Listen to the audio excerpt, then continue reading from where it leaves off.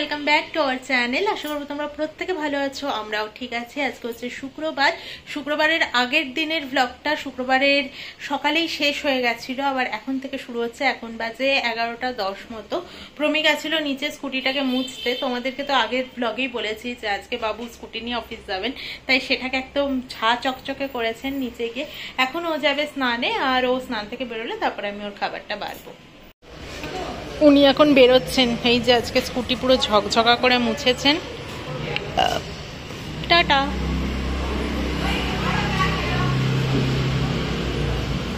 ওই মাত্র জাস্ট বেরোলো, তোমাদেরকে তো দেখালামই। আজকে অনেকটা লেটেই বেরোলো তুলনামূলক, মানে অন্যদিন যেহেতু তখন গাড়িতে যায়, সবার টাইম অনুযায়ী বেরোতে হয়, গাড়ির টাইম অনুযায়ী। তো আজকে নিজের টাইম অনুযায়ী বেরোলো।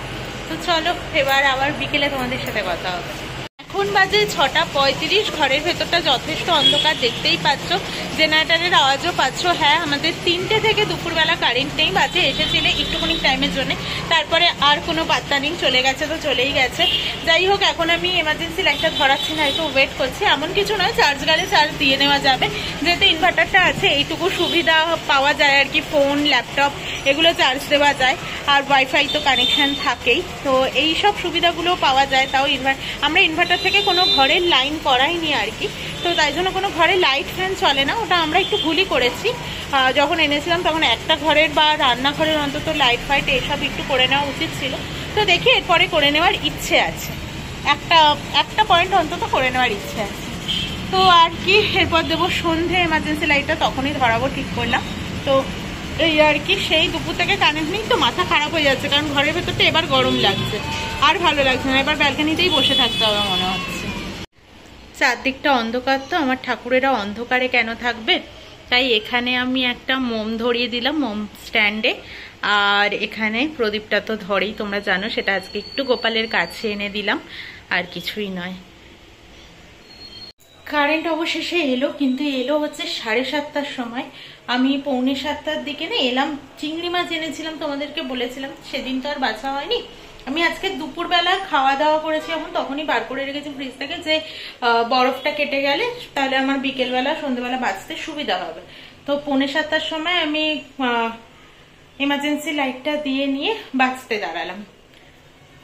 হার্ডলি বোধহয় 40 মিনিট হয়নি, 30 মিনিট মতো। 600 গ্রাম চিংড়ি, অবশ্যই টাইম তো আমার লেগেইছে। 500 আনতে চেয়েছিলাম, কিন্তু তারপরে আঙ্কেলটা বললো এই চিংড়িটা 600ই আছে। আমি ছোটটা এনেছিলাম, ওই সবজিতে দিয়ে খাওয়ার মতো, তো ওটা এনেছিলাম। তো বললো 100 গ্রাম আর কে নেবে, তুমি নিয়ে নাও। তো ওই জন্য 600 নিয়েছিলাম। তো ওটা দাঁড়িয়ে বাঁচতে বাঁচতে গেল এমার্জেন্সি। তারপরে আবার হাত ফাত ধুয়ে নিয়ে আবার এমার্জেন্সিটাকে চার্জে বসিয়ে এই ফোনের ফ্ল্যাশ লাইটটা জ্বালালাম। তো জ্বালিয়ে নিয়ে চিংড়িটা বাছলাম। আর আমি যেটা রাতে খাবো, মেটে স্টমাক মানে লিভার স্টমাক এগুলো, সেগুলোকেও ধুয়ে ঠুয়ে কেটে কুটে রাখলাম ছোট ছোট করে, একটু ওই মেটে চচ্চড়ি মতো যেরকম হয় ওরকম বানাবো বলে। তো চলো এবার কি একটু বসে, পা ধরে গেছে, অনেকক্ষণ টাইম লাগে, প্রায় 1 ঘন্টা লাগলো, প্রায় নয় পুরো 1 ঘন্টা সব মিলিয়ে। এইটাকে জাস্ট দেখতে হয়েছে, দেখো আমি ফ্রাইং প্যানেই করেছি, তেল বেরিয়েছে দেখো জাস্ট। আর ভীষণ সুন্দর করে পুরো ভাজা ভাজা কষা কষা মতো করেছি, পেঁয়াজ আদা রসুন দিয়ে, আর কিচ্ছু দেইনি। আর নামানোর আগে একটু গরম মশলা গুঁড়ো দিয়েছি। তো হয়ে গেছে আমার 9:45, বেশি বাজে একটু, 10:50 মতো। তো এখন ভাবছি আমি এবার খেয়ে নেবো। আজকে তাড়াতাড়ি খেয়ে নেই, কারণ আজকে বসে থেকে তো আর লাভ নেই কারোর জন্য, কাজ নিয়ে আর বসে থাকবো আজকে। আর প্রমি চলে গেছে 8টার সময় ওখানেই, ওরা সব আনন্দ করছে, মজা করছে, ডিনার করছে, এইসবই। তো চলো আজকের মতো টাটা, গুড নাইট। কালকে কিন্তু এই ব্লগটা কন্টিনিউ হবে। গুড ইভিনিং, শনিবার। এখন বাজে 7:45, সন্ধে বলবো, সন্ধেই 7:45 বাজে এখন। শুক্রবার সেই ব্লগটা কন্টিনিউ করছি আর কি, শুক্রবার থেকে যেটা শুরু হয়েছে। আজকে সারাদিন কোনো ব্লগ করিনি, তোমরা আমার চোখ ঠোক দেখে বুঝতে পারছো কিনা জানি না। সারাদিন ল্যাদ খেয়েছি আর প্রচণ্ড মাথা ধরেছিল।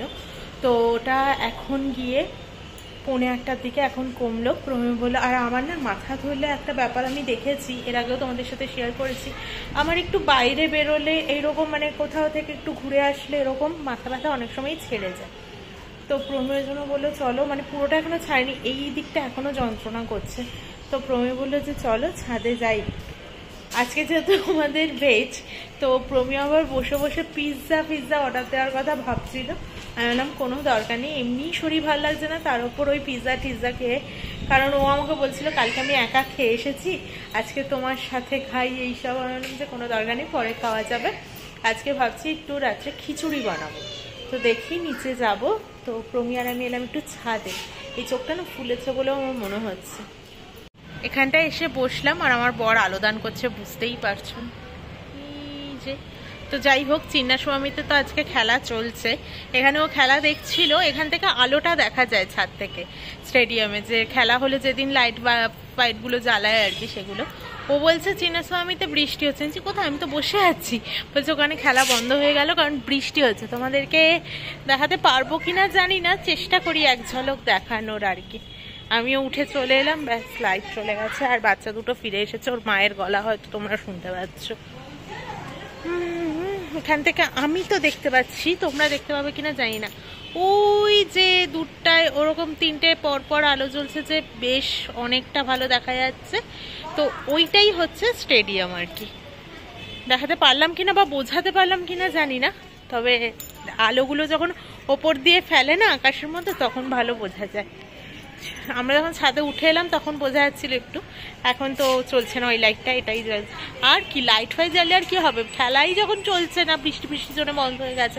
হ্যাঁ, আকাশে তারা নেই, এই এক এখানের। হ্যাঁ গো, মেঘ ডাকছে, বিদ্যুৎ চমকালো। তো ও বলছে ওখানে মুষলধারে বৃষ্টি হচ্ছে। এই এক ব্যাঙ্গালোরে যেখানে মেঘ থাকে সেখানে মুষলধারে বৃষ্টি হয়, বাকি জায়গায় হয় না।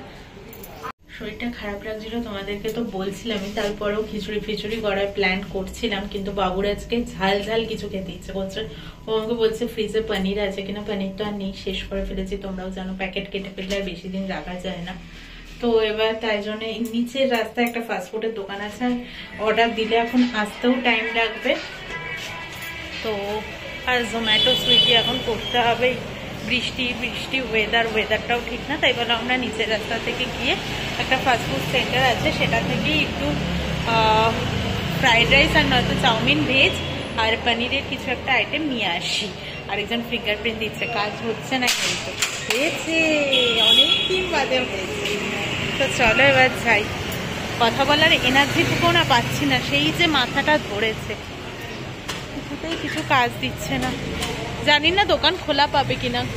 ওকে না অনেকক্ষণ ধরেই আমি বলছিলাম, তখনও আমাকে বলছে, ও বারবার বলছে জোম্যাটো সুইগি করবো, জোম্যাটো সুইগি করবো কিছু একটা। ব্যাস এখন মনে পড়েছে না, বৃষ্টি বৃষ্টি আসবে, বৃষ্টি আসলে আবার লেট হয়ে যাবে। তো তাই জন্য ভাবলাম যে আর 9:30 বাজেও প্রায়। রাস্তাঘাট এখনই কতটা ফাঁকা, 9:19 বাজে। আর এই দোকানটাতে এসছি আমরা, এটা একদমই বাড়ির কাছে। এই যে জাস্ট নিচের রাস্তাটা দিয়ে নেমে আসলেই এই দোকানটা। এখানে চিলি পনিরেও কারি পাতা দেয়, তো কিছু করার নেই। 1 প্লেট পনির এনেছিলাম আর 1 প্লেট ফ্রাইড রাইস এনেছিলাম। তো দুজনেরটাই বেড়ে নিয়েছি। বাটিতে ওরটা আছে, মানে বাটিতে ও ভালোবাসে, তাই ওকে বাটিতে করেই দেওয়া হয়। তো ওকে এবার একটা চামচ দিয়ে দেবো। সত্যি কথা বলতে শরীর আজকে আর দিচ্ছে না। তো চলো আজকের মতো টাটা, গুড নাইট। যারা আমার নতুন বন্ধু, তারা মানে চ্যানেলে নতুন আসছে এরকম, তাহলে প্লিজ সাবস্ক্রাইব করো, পাশে থেকো, লাইক করো, শেয়ার করো, কমেন্ট করে জানিও তোমাদের ব্লগগুলো কেমন লাগছে। আর যারা অলরেডি আমার ফ্যামিলি মেম্বার, তাদেরকে জানাই অসংখ্য ধন্যবাদ। আর খাবারটা বলি অসাধারণ ছিল। বলেন এরকম ছোট ছোট স্ট্রিট সাইডের দোকানগুলো বেশ ভালো বানায়, আচ্ছা আচ্ছা রেস্টুরেন্টের থেকেও ভালো বানিয়েছে। তো ভীষণ ভালো হয়েছিল খেতে। আর এখানে তো কারি পাতা কামান, সেটা বলে লাভ নেই, ওটা সব কিছুতেই দেয় ওরা, কিন্তু ফ্রাইড রাইসে দেয়নি, সেটা আমাদের কপাল ভালো, এই আর কি। তো চলো আজকের মতো টাটা, গুড নাইট।